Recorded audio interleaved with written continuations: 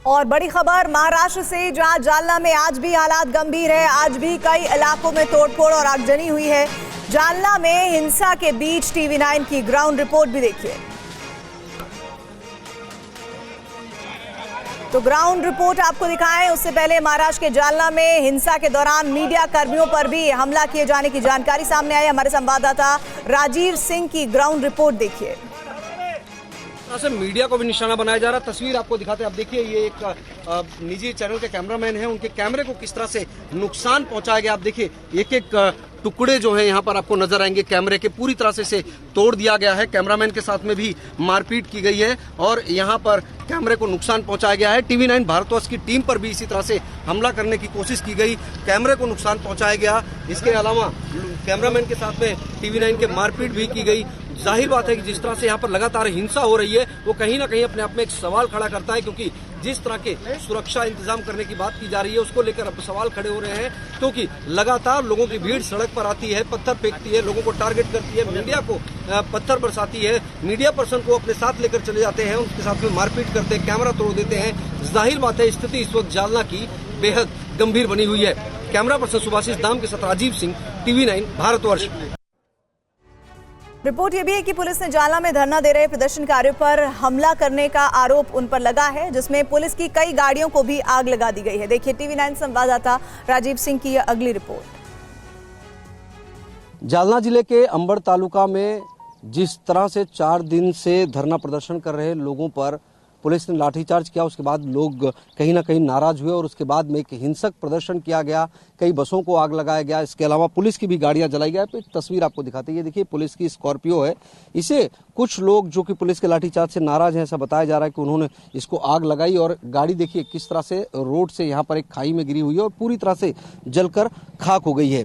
हालांकि ये घटना कैसे घटी, कौन इसके लिए दोषी है, इसके लिए कौन जिम्मेदार है, उसको लेकर जांच पड़ताल की जा रही है। दोनों ही पक्ष का अपना अपना कहना है। जो गांव वाले हैं, जो लोग इस पूरे आंदोलन को लीड कर रहे थे, उनका कहना है कि पुलिस आंदोलन खत्म कराने के लिए आई थी। पुलिस ने शांतिपूर्वक पहले बात की, उसके बाद जब दोबारा पुलिस लौट कर आई तो पुलिस ने जो तमाम लोग वहां पर मौजूद थे उनके साथ बल प्रयोग किया और उसके बाद में धक्का मुक्की कहा सुनी और उसके बाद लाठीचार्ज हुआ, जिसके बाद लोग नाराज हुए और उसके बाद भीड़ ने एक हिंसक स्वरूप ले लिया था। और उसका नतीजा ये रहा कि कई जगहों पर तोड़फोड़ की गई, कई जगहों पर बसें जलाई गई, पुलिस की भी गाड़ियों को नुकसान पहुंचाया गया, जलाई गई। अब देखिए ये स्कॉर्पियो और इस स्कॉर्पियो को देखकर आप अंदाजा लगा सकते हैं कि किस तरह से जो भीड़ थी वो नाराज थी और इसी वजह से यहाँ पर ये आगजनी जैसी घटना हुई। आप देखिए इस स्कॉर्पियो को चारों के चारों जो पहिए थे वो पूरी तरह से जलकर खाक हो गए हैं। जो पूरा का पूरा स्कॉर्पियो था, अंदर से लेकर बाहर तक कहीं पर भी कोई ऐसी चीज नजर नहीं आ रही है जो आग की चपेट में नहीं आई थी। कह सकते हैं कि पूरी गाड़ी जो है वो जलकर खाक हो गई। इससे आप अंदाजा लगा सकते हैं कि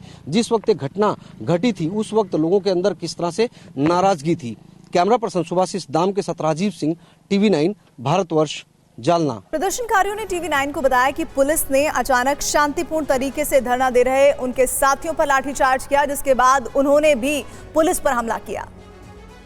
यहाँ पे 4 दिन से अमर उपोषण चालू था, शांति से चल रहा था।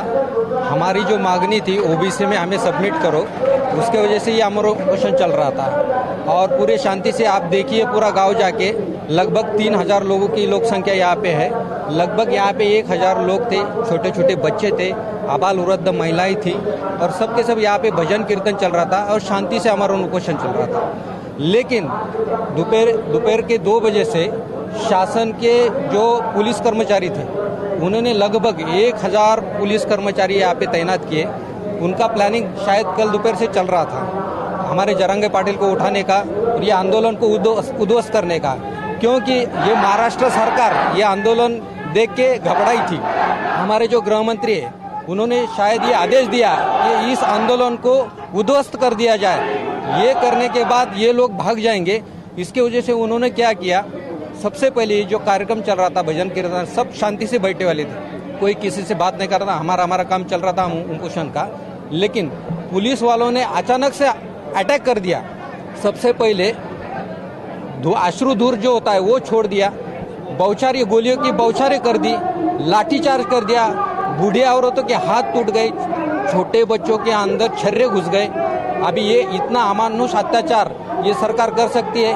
क्यों क्या? कितने लोगों को चोटें आई है? लगभग 200 से ज्यादा लोगों को इसमें ये अत्याचार में चोटें आ गई है। लाठीचार्ज जब पुलिस ने किया उसके बाद में काफी लोग जो है गुस्सा हो गए थे, नाराज हो गए थे, पुलिस पर भी पथराव किया गया, ऐसा हुआ था?